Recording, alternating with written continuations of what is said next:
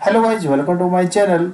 When you restart your laptop and shut down your laptop or desktop, sometimes you are stuck on this window, and how to fix this problem in this video we will know that step by step. So guys, if you are new on my channel, please subscribe the channel.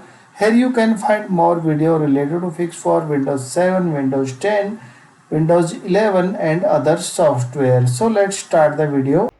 So guys, here is solution for that.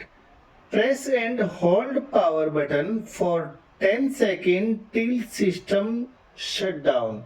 Okay, when your system gets shut down, restart your laptop and desktop and check your problem is fixed or not.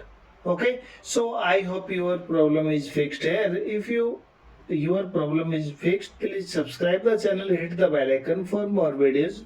Thank you so much.